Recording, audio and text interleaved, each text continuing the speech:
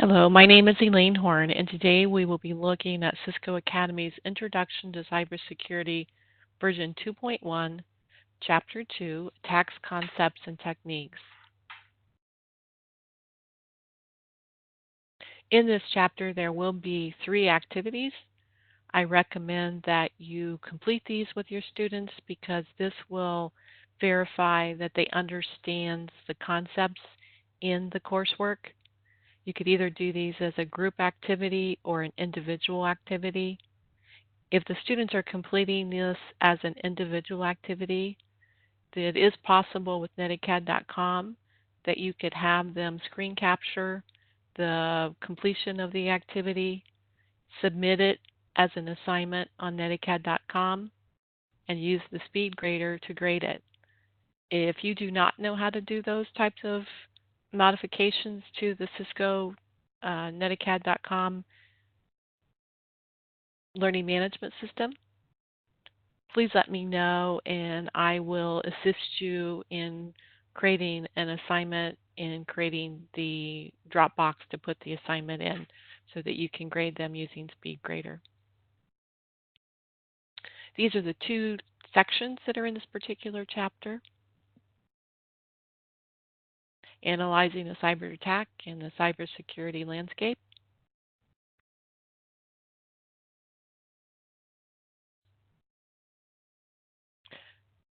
So the chapter will start off with, again, talking about an exploit. Exploit is the term used to describe a program written to take advantage of a known vulnerability. Don't forget, a known vulnerability is a weakness in the operating system or the application or even possibly the hardware. Once you know about the vulnerability and you know that there's an exploit that has been written to take advantage of it, you can then, as a hacker, do an attack. An attack is the act of using an exploit against a vulnerability. And don't forget, you should remind your students that this is against the law. So a software vulnerability is an error in the operating system or the application code. And in 2015, a major vulnerability called Sinful Knock was discovered in the Cisco operating system. This vulnerability allowed attackers to gain control of routers, and the attackers that could then monitor all network communication and had the ability to infect other networked devices. And because of issues like this in companies such as Cisco, Google has formed a permanent team dedicated to finding software vulnerabilities named Project Zero. And as you're talking to students about careers in cybersecurity, they should realize that they could be part of the team that is looking for vulnerabilities in the company software or even other company software that they might use. And don't forget, there can also be hardware vulnerability because sometimes hardware has design flaws in it. The example they give here on this screen is RAM memory, for example, is essentially capacitors installed very close to one another. It was discovered that due to proximity, constant changes applied to one of these capacitors could influence neighbor capacitors. And based on that design flaw, an exploit called rowhammer was created. By repeatedly rewriting memory in the same addresses, the rowhammer exploit allows data to be retrieved from nearby address memory cells, even if the cells are protected. So that's an example of a hardware vulnerability. Before we go further into the coursework, let's just take a look at a couple things that, if you're teaching this to students, some things that you should be aware of and some things that they could spend some more time exploring. So we won't go into any of this in detail, but these will give you some places that they could do some exploration. So the first thing you're going to notice is that the U.S. Department of Commerce actually has a branch called the National Institute of Standards and Technology. And if you go to topics under this, you will notice that one of the topics that they have is cybersecurity. You will notice that many vendors that write cybersecurity curriculum will follow NIST standards. So they'll make sure that if they're writing concepts for a curriculum, they will follow these standards. If I jump over to this next tab, and let me go back here.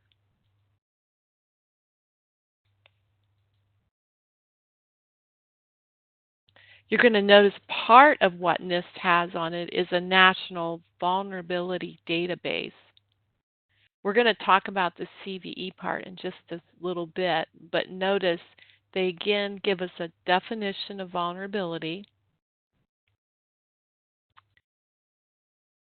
and they talk about CVEs, which we'll talk about in just a little bit. But basically, they keep a database of all the vulnerabilities out there, the ones that they know about. And notice you can get a full listing. So when you go to the full listing, notice you can see them by month. And there's other information available on here as well. Now when you start looking at vulnerabilities, you're going to notice you'll see all these CVEs. So if you click on one of these from July 2019, you'll see some information in here about that vulnerability. We're not going to do anything detailed with that, but again, this is something that you should be aware of, and also your students should know because they might be looking at cybersecurity careers.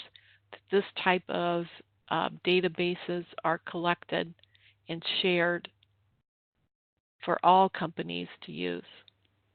Now when we go to CVE, notice this stands for Common Vulnerabilities and Exposures. And basically what they're doing is kind of cataloging everything and giving it a number, giving it a level of severity. So they're doing things like that. And notice they do have a search site on here, so you could actually go in and search if you needed to. And we'll actually do that in a second. So when we go over here to this Microsoft one, and we know that running Microsoft operating systems, that it's very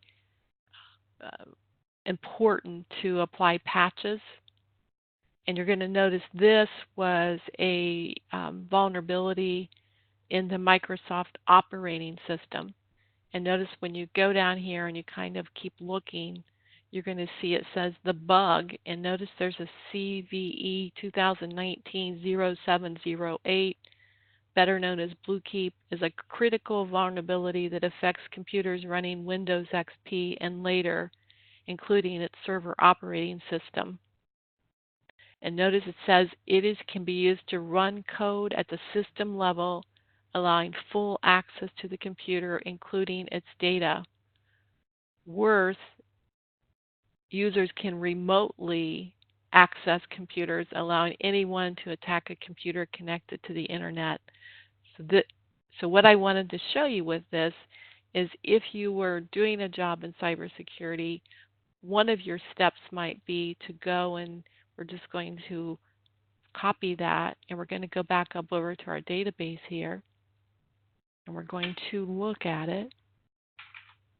And they'll just give us more information about this particular vulnerability. Now again, we're not going to dig through all this technical information, but this is something that is important when you're working in the cybersecurity space.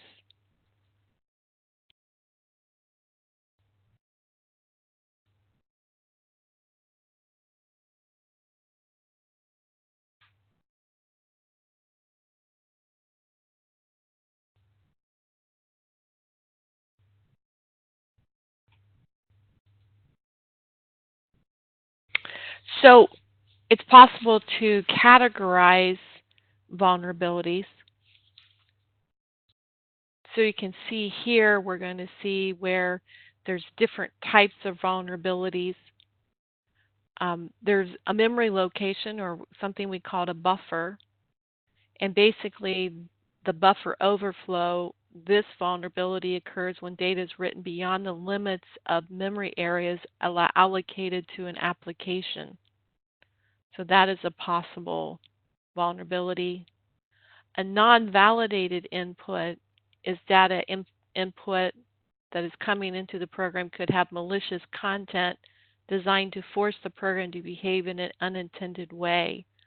So it's a program that's actually asking for input, and when the input is put in there, it has some type of malicious content in it. A race condition. This vulnerability is when the output of an input of an event depends on ordered or timed outputs. A race condition becomes a source of a vulnerability when the required, ordered, or timed events do not occur in the correct order or proper timing.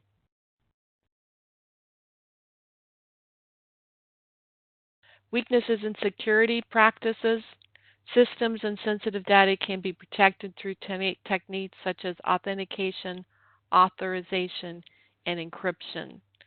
So who is allowed to use it, what they're allowed to access, and also make sure that we scramble whatever it is that they're accessing so any type of hacker cannot get access to that information. And access control is the process of controlling who does what, and ranges from managing physical access to equipment to dictating who has access to a resource, such as a file, and what they can do with it, such as read or change the file. And when you study cybersecurity in a little bit more detail, they will always tell you when you're giving out permissions in your company for access control to files, to servers, whatever it might be that you're giving them control to, always do least privilege. So give them the least amount of privilege that they need. So don't give everybody the key to the server closet. That would be a good example. Don't give everybody access to everything. So don't give everybody access to administrative access to different servers.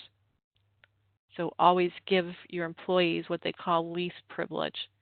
You want them to be able to get their work done, but you don't want to give them more privileges than what they need.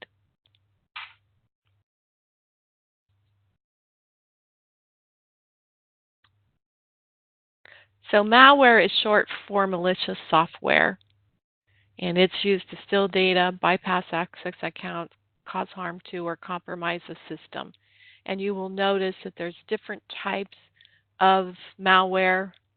The spyware and the adware almost go together. I see this a lot because I am a Facebook user. Um, if I've been looking at cars on the internet, so if I'm interested in buying an automobile and I'm doing some research, all of a sudden over in Facebook, I'll start getting ads for cars. So the two of those kind of go together. We see those come up on our computers on websites that we go to a lot as well. So we're going to see when we visit websites, all these ads will come up. So that's definitely a part of adware. So a lot of people finance their websites by having people advertise on their websites. Now a bot, that's actually from the word robot.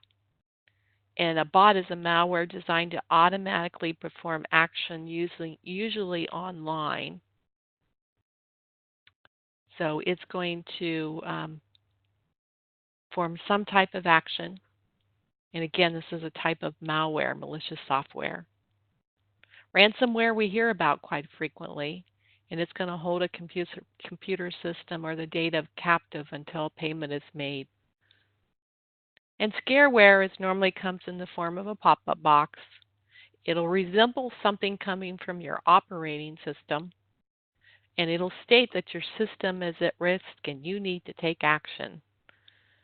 Do not take action unless you know that this is a legitimate pop-up box. But they're going to try to persuade you, the user, to take specific action based on fear. Here's some other types of malware. Rootkit, that one is designed to modify the operating system to create a backdoor for the hacker. Attackers then can use the backdoor to access the computer remotely. And you're going to notice that viruses, Trojan horses, and worms are very similar. A virus is a malicious executable code that is attached to another executable file. So you might be downloading something, and when you download it, there's going to be a virus that's attached to that. And it's often a legitimate program, but there's going to be a virus attached to it. With Trojan horses, that's a malware that carries out malicious operations under the disguise of a desired operation. We will find these a lot in image files when you're sharing files, audio files when you're downloading some type of audio, and especially games. You'll find a lot of Trojan horses where it looks like it's a game that you want to play, but instead it's malware. And worms are malicious code that replicate themselves by independently exploiting vulnerabilities in networks. Now, worms, because they keep spreading, usually slow down the networks, whereas a virus requires a host program to run, and worms can run by themselves. So you're going to notice over on the right-hand side there, you will see what they call a code red worm, and you will see in red, in 19 hours, the infection that was caused by this malware. And worms are responsible for some of the most devastating attacks on the internet. And that code red worm, which occurred in 2001, infected 658 servers, and within 19 hours, the worm had infected over 300,000 servers, as shown in this figure. And then you'll see the man in the middle and the man in the mobile. And basically what they do is they take over control over a device without the user's knowledge.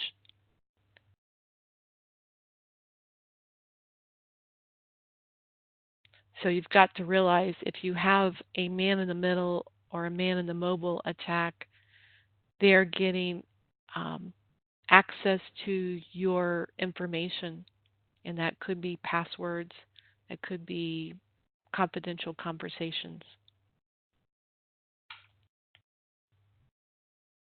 Symptoms of malware. So I haven't had any malware attacks recently, but I remember a time where I didn't run antivirus software and different types of things that help me control malware. So what I would see is that the computer would get extremely slow and crash quite frequently.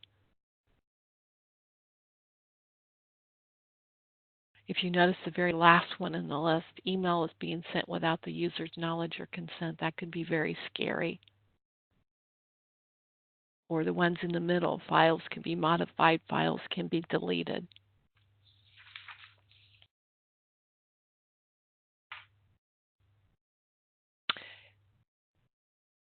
So we talk about methods of infiltration. So what that means is, how are these attackers going to get access to what they need to get into your computer or get into your files? So basically, social engineering has become a big portion of infiltration. So basically, you're going to notice here they list three: pretexting, where an attacker actually calls an individual and lies to them in an attempt to gain access to their privileged data. So they just lie to you and ask you for information. Tailgating is when somebody's kind of looking over your shoulder. So they follow an authorized person into a secure location. If that person did not log out of the computer, they have access. If they were just looking over their shoulder, they might have picked up what the username and the password was. Something for something, an attacker requests personal information from a party in exchange for something. So they might promise you a gift. They'll give them this personal information.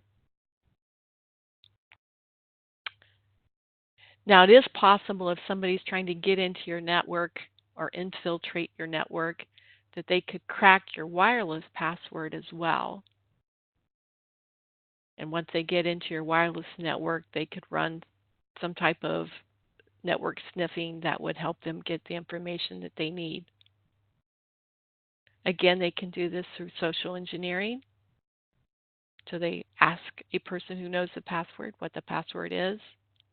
They could do it by brute force attacks, where you're just continually typing in passwords, trying to get into the Wi-Fi. And then they could also do it by just discovering and listening and capturing packets sent on the network. So they could do some network sniffing. And let's stop right there and we'll go out to the web. And let's see.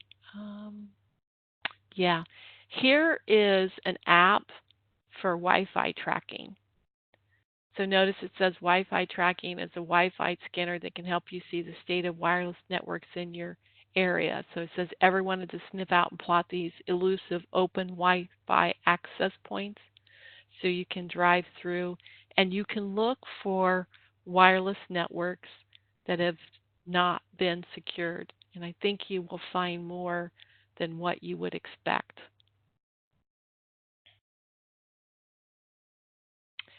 This is a page that's listing the top 10 security vulnerabilities most exploited by hackers. So when we look down through it, we're going to notice it says Microsoft is the most common target, likely thanks to how widespread use of its software is. So it's used a lot, so it is one of the most common targets. They list the name of this vulnerability here. And notice they give you that CVE number, so you could go back to our CVE site and look that up.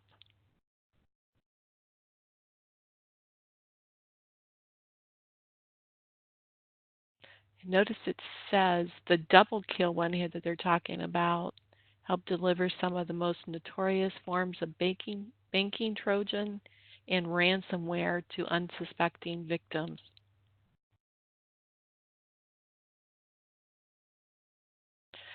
So this would be a page that you could look at, or you can. All you have to do is Google vulnerabilities, and you'll see that some of these will come up. So you'll see several of them listed here, and these were the top ones. And I thought it. Um, this was published March 19th, 2019, so I'm going to think it's 2018. Cisco does have a team called Talos, and basically Talos, you're going to notice, gives us vulnerability reports as well. And they also have some tools. So one thing you notice, one reason I wanted to bring this up, there's something called ClamAV, which is an open source antivirus engine for detecting Trojans, viruses, malware, and other malicious threats. This is free. So if you're running, this would be something that you might want to look at if you don't want to pay for an antivirus solution. That would be something to look at, and you can get more information on this. And as we get further into the curriculum, you're going to notice we're going to talk about intrusion prevention systems. So we might be coming back to this particular screen. But I did want you to realize that Cisco does have the team called um, Talos, and basically it says they investigate software and operating system vulnerabilities in order to discover them before malicious threat actors do. So they are just looking for the weaknesses in the systems. So this is definitely something you should introduce to your students and make sure that they are realized that these are out there, very common to Google's Project Zero. Here is one where it's talking about how to become a password cracker. So as you go down through here and look,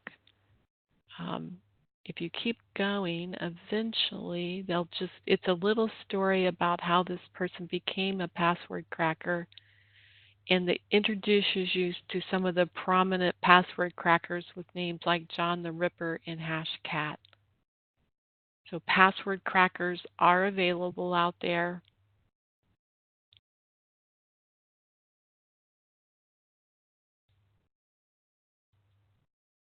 And I think that's all of them. So just let me double check to make sure we hit them all. We did. Okay. So let's go back to the PowerPoint.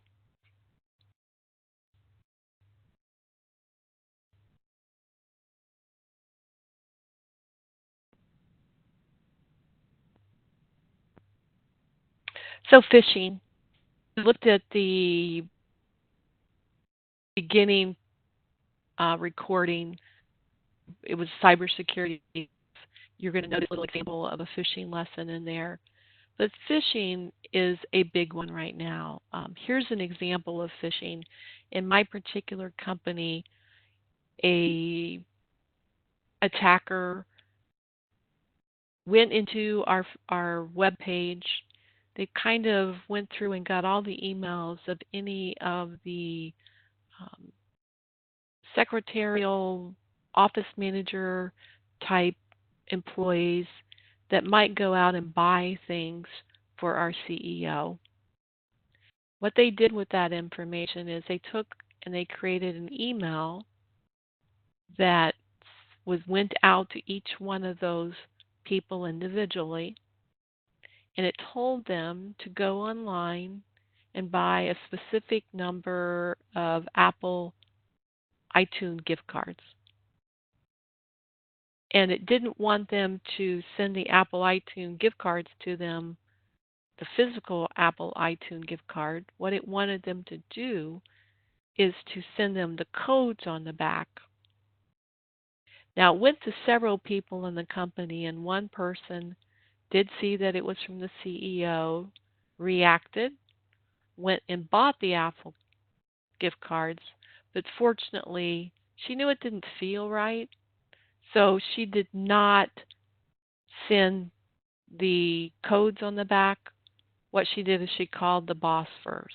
So she called the CEO first. She found out that this was not from him. This email was not from him. So there wasn't anything that really happened horribly about this one, but it was written to the point where it was believable because the person had done so much work in advance just going over our corporate website.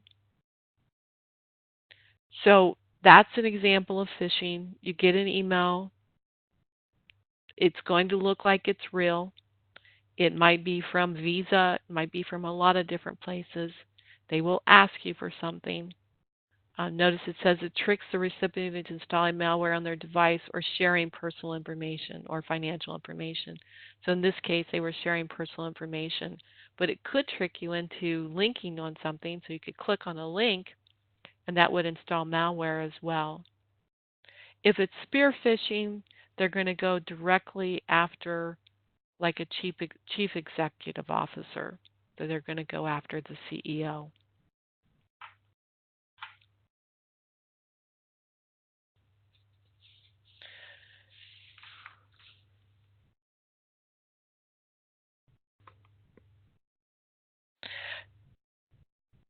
So if you're a script kiddie, or you might not, there might be different ways, but you're going to have to figure out how you're going to exploit a vulnerability. So you might just scan the internet to find vulnerabilities to exploit. And then once you do that, you gather information about the target system using port scanner or social engineering. The example I used was social engineering. But there are software out there that will do port scanning. Like you see on the bottom of the page, it says Nmap Port Sweep. So they have run a application called Nmap that has told us what ports are open on our network. So then they know what they might possibly be able to exploit. If the port's not open, they're not going to be able to do that. So in this one, they're going to see that we've got port 2253, etc., that's open. They're going to determine the learned information from step one, and then they're going to start researching and look for a vulnerability. And then they use a known exploit, or they write their own, and then they perform the attack.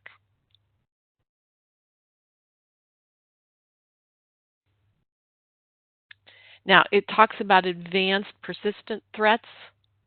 Again, these are going to be well-funded, and they're going to deploy customized malware.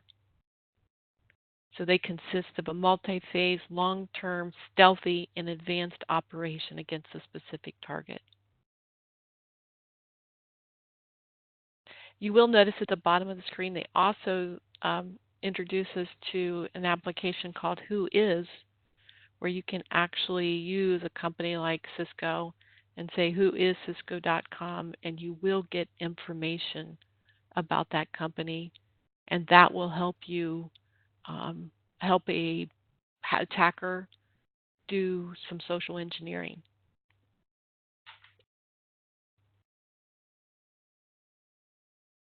So now we're moving on to denial of service. So denial of service is a disruption of network services. So they are trying to overwhelm the quantity of traffic. So you're going to notice in the picture that we see, and by the way, in the coursework, there is an animation for this.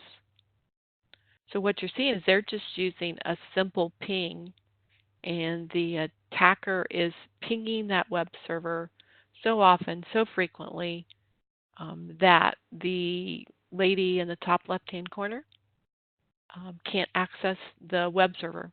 So she can't access that web server due to the fact that the attacker is sending so many pings.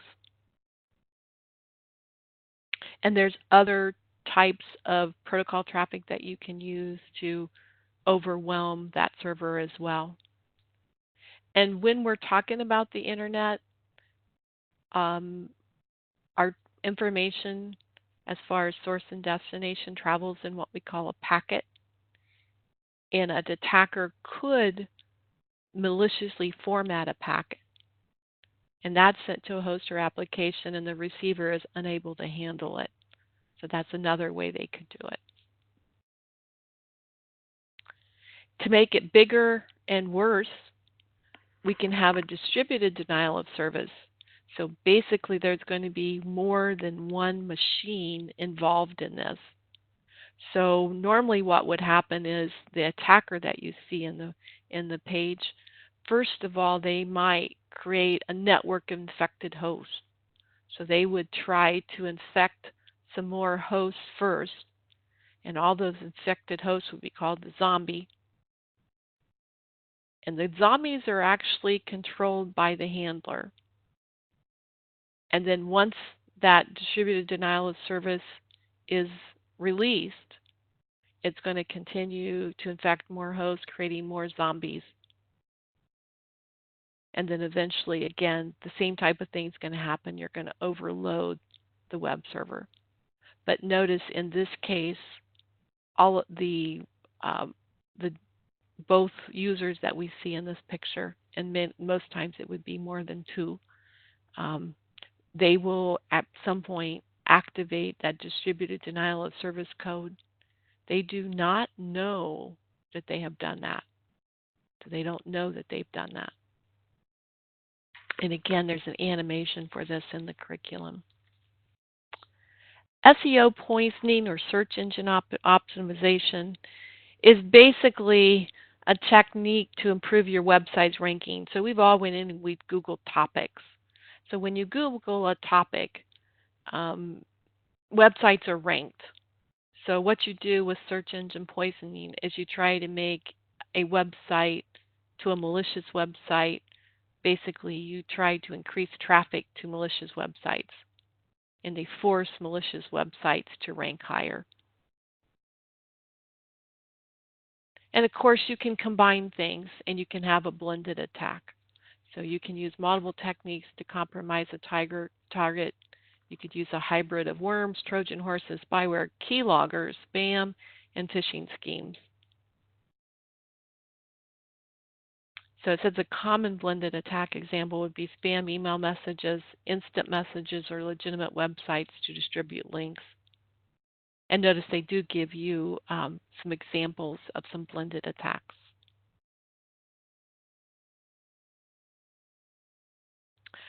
So what do we do? Pretty much know is the important to understand that the impact of a breach is not only related to the technical aspect of it, the stolen data, the damaged databases, or damage to intellectual property. The damage also extends to the company's reputation. So responding to a data breach is a very dynamic process. So these are some of the important measures a company should take when a security breach is identified. Communicate about it, be sincere, provide details, understand the cause, take steps to avoid another similar breach, ensure all systems are clean, and educate employees, partners, and customers. We will talk about Chapter 3 in the next presentation. So thank you for your time. And that is the end of this recording.